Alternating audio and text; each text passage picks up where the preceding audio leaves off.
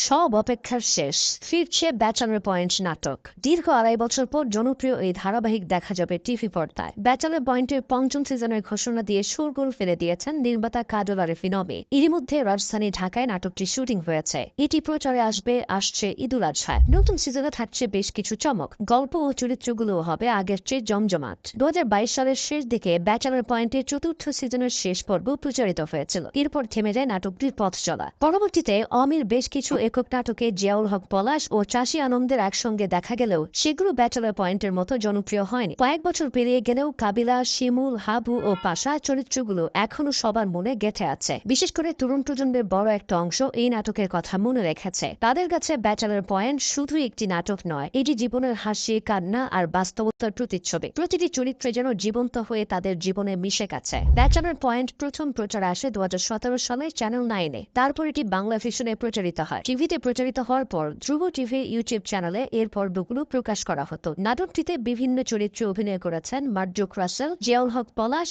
বিশু সাব্বির, চাষী আলম, সাবিলা নূর ও সঞ্জানা সরকার। এছাড়াও ছিলেন শিমুল শর্মা, ফারিয়া শাহরিন, শরাফ আহমেদ জীবন, পারসা ইফানা, আশুতোষ সুজন, মনিরা বিচ্ছু ও আব্দুল্লাহ রানা। তবে সবাইকে একই সাথে আনা হয়নি। গল্পের প্রয়োজনে আর নির্মাণের প্রেক্ষাপটে পরিচালক অমি চরিত্রগুলো সাজিয়েছেন। এই নাটকের